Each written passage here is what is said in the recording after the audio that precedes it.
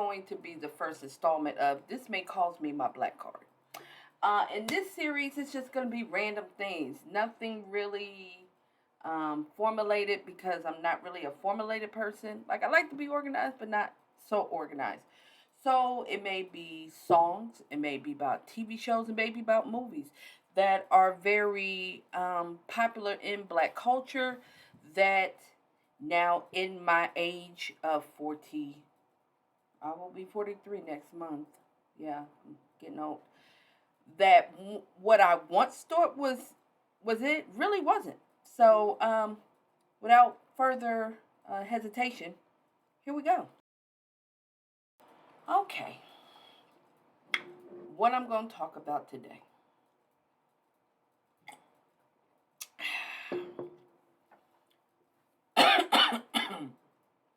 A phenomenon came into the world. He started off on stage plays. He was big in the black community, still is, and started off with bootleg. That's how I got introduced to him, with bootleg DVDs. I am talking about the one, the only Tyler Perry. Now, I'm not going to talk about all of Tyler Perry stuff because I am still a huge Tyler Perry fan, okay? However, I will talk about his movie, Why Did I Get Married?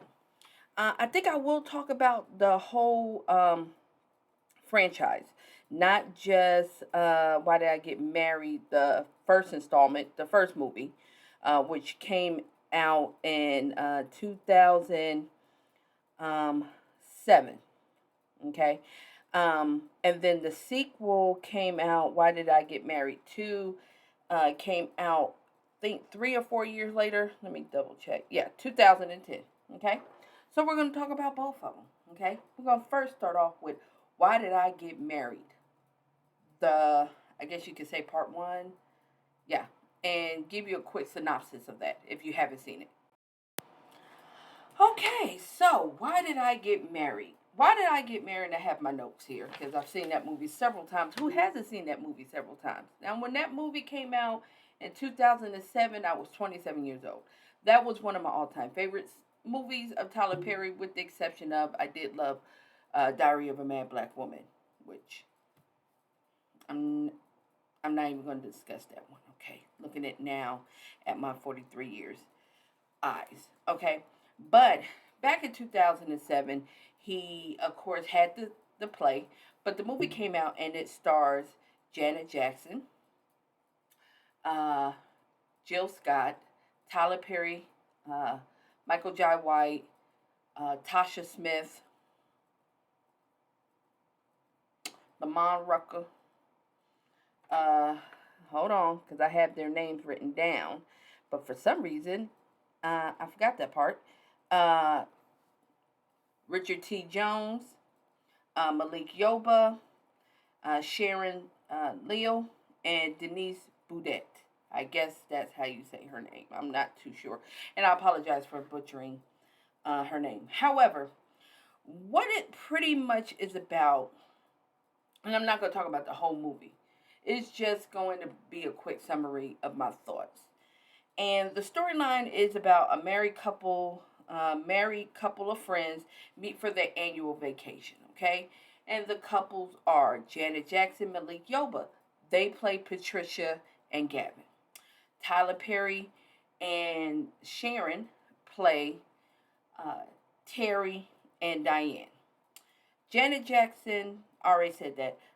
Michael Jai White, Tasha Smith play Marcus and Angela, and Jill Scott and Richard T. Jones play Sheila and Mike. Now, Denise plays Sheila's friend Trina, and I use that word loosely.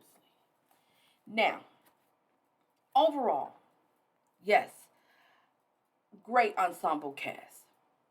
Writing,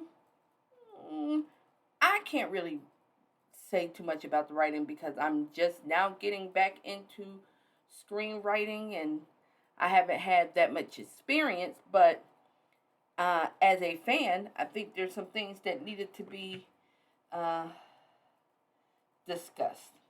Now, back when the movie first came out, I loved it. I didn't have no issue with the movie. Freaking loved the movie. The antagonist, which was Mike, I didn't like Mike. Never liked Mike. Never would like Mike. I don't think that is ever going to change. Trina, didn't like Trina. Never liked Trina. Never thought I was going to like Trina. Don't think I ever will. Back in the day, I didn't see anything wrong with the dynamic of friendships. But oh, has that changed now that I'm 43? We're going to start off with the simple fact of the matter. This is a married couples annual retreat. And we're going to talk about these couples, okay? These have got to be the most toxic relationships across the board and toxic friendship. First off, let me start off with this. The one true friend in this whole movie was Angela. That's the one true friend. Let me tell you why. Okay, we're going to start off with the fact that Mike and Sheila is on the curvy side, and he gonna be messing around with Trina, her best friend, behind her back. Of course, she don't know that. And it starts off with Jill Scott is too big to fly on the plane. Now, they made her wear pads and everything like that because, of course, Jill Scott is not that big. But I'm sitting there like, they ain't had no seatbelt extenders. But no, somebody complained.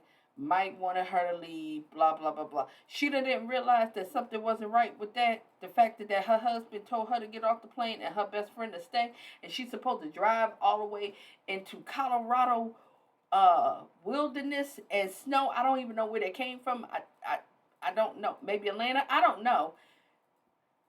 You didn't that wasn't alarming to you. You didn't think something was wrong with that? Okay, alrighty. So everybody else arrived to the cabin. Before they arrived to the cabin, let's backtrack. Uh, they always try to make it seem like the most toxic relationship is uh, Tasha and Marcus. Now, their relationship, and I have them all in categories. They're the fatal attraction couple. Okay, they're the couple that somebody needs to leave the other person alone because somebody gonna die. Somebody gonna be on Snap, Fatal Attraction, oops, I killed him. Somebody gonna end up hurt. They're way too toxic. The arguing, the going back and forth, and all it's just way too much. Way too much. Because he flirts, he's always cheating. He cheated with Angela, with his kid's mother, which that story, part of the story, was confusing because Angela and him got a child, but we only saw two kids that I could recall in the movie, and she was talking about her daughter and talking to my kids. So is Angela saying Marcus' kids are her kids, which is fine, instead of saying her stepkids, but the kids went to go pick the kids up for Keisha's house. Like I was confused. Like that didn't make no sense to me. Still don't understand it. How many kids did they have?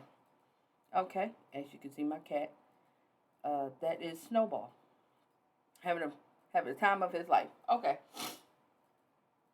Then we're gonna move on to Diane and Terry.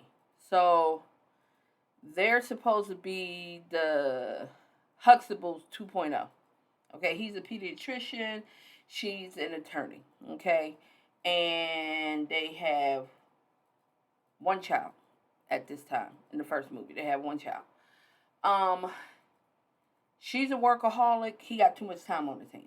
I don't understand how this pediatrician is not that busy himself, which I'm trying to understand. So I'm taking it as at first I was sitting there like, oh my God, um, he just needs to do more or he's not being romantic. But no, Diane made herself busy so she couldn't be intimate with her husband. I didn't understand that because you don't want to have a child, but instead of telling your husband you don't want to have a child, you get your tubes tied, which that comes out at the infamous dinner table, and get your tubes tied, but you still don't want to chance it, so you don't have sex with your husband, and you don't think that's gonna be suspicious. Oh, okay, that makes sense.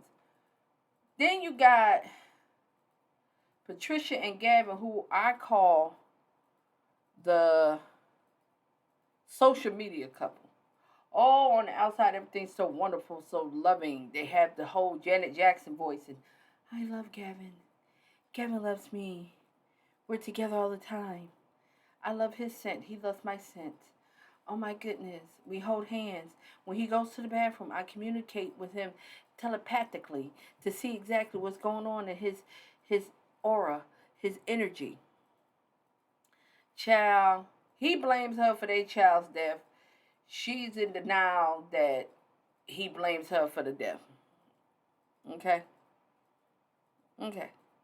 Mind you, Gavin is an architect, and Patricia is a therapist. And y'all marriage is trash too. You can't tell me that the girl Trina ain't never been a side chick before, because she played the side chick role way too good. She knew when to talk, when not to talk, what not to say it, how to act, how not to move. But we're gonna talk about how let's get to the part where they just pop up.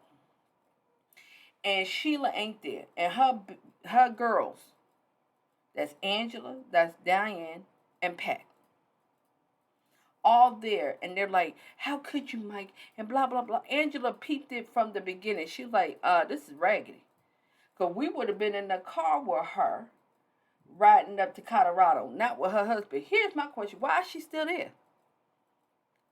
Why is she still in y'all Airbnb? Back then was your cabin. That heifer would have been out there with Troy, Sheriff Troy, which we'll talk about him in a minute. She would have been. We would have had. Excuse me. You need to set up a hotel or something. Where you staying at? Cause you sure ain't staying here. Not with my friend and her husband. My friend ain't even here either. You ain't staying here, heifer. How? How? Then y'all want to get chummy with it? Well, Sheila invited her, and we need to let her help us in the kitchen. Where they do that at? No, ma'am. No, ma'am. No, ma'am.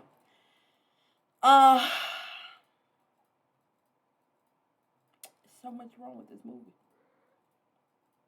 We're gonna go and move on to just the biggest part. What prompted me to do this? I relived the clip like I was watching TikTok, and they had the infamous dinner scene, and they was going around talking. And let me back up.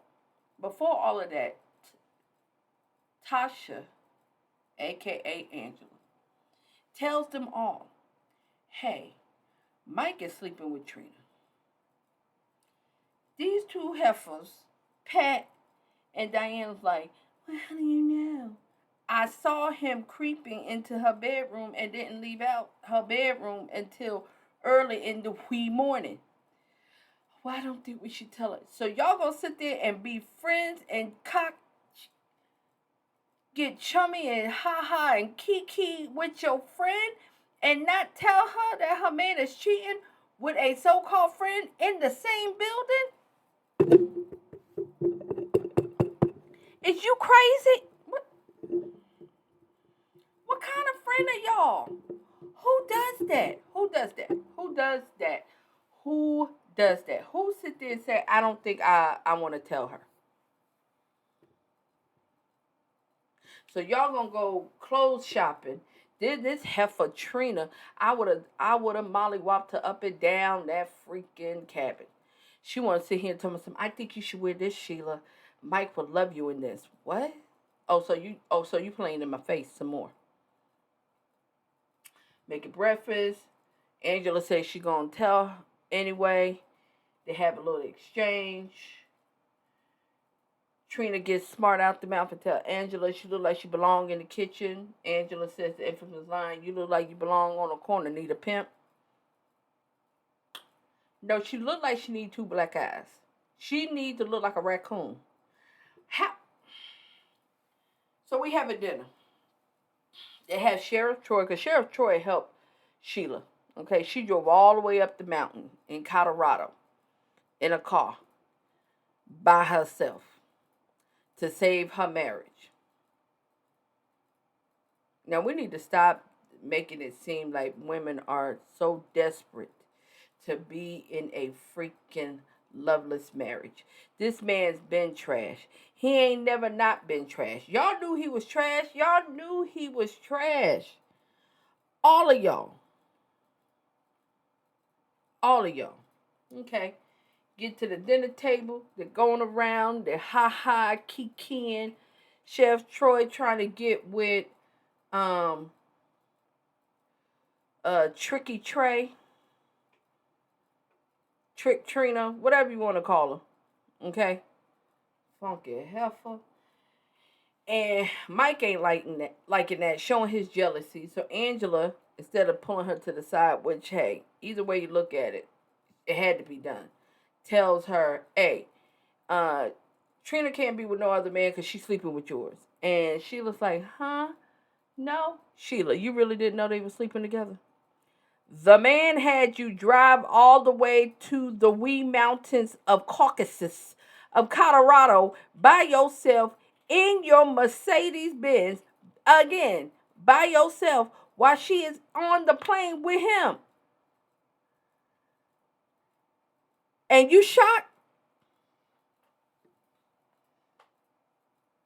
So Mike like, oh, okay, since I'm going down, I'm going to burn down the whole ship. Hey, Terry, you know you want to have that son? Well, that ain't going to happen because Sheila told me that Diane told her that she tied her tubes. Yeah. Hey, Diane, did you know that Terry didn't think that his daughter was his, so he had her DNA tested? Oh, by the way, Gavin and Patricia, here go Patricia. It's getting way too dangerous. You think it's getting way too dangerous. Why? Because everybody else's secret's out?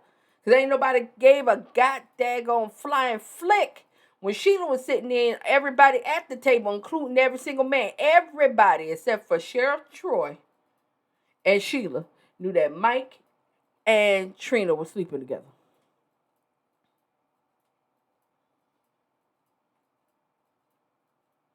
But this is where it starts getting dangerous. And then Gavin told Terry or somebody that he blamed her for their child's death because he felt she didn't strap him in the seat. And y'all still stay friends with Mike? What? Fast forward, show you how trash their friendship was. Sheila busts Mike in the head with a bottle. All the friends freaking leave. They leave her there.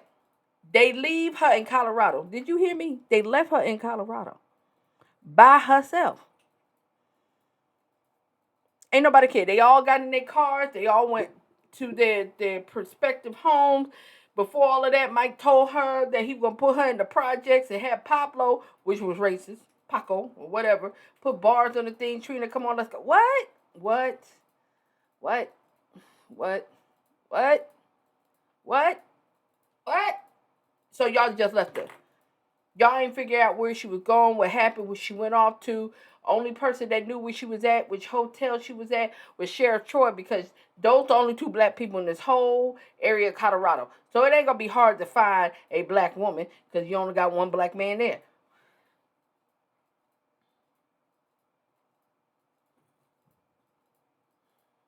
What kind of friends? What?